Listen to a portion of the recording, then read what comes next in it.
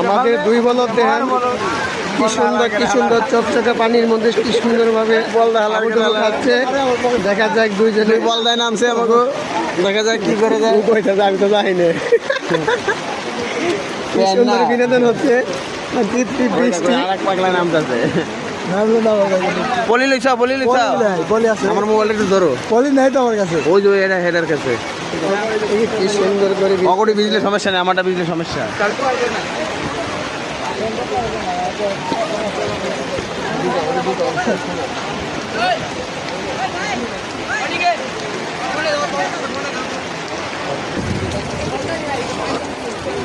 ছবি তোল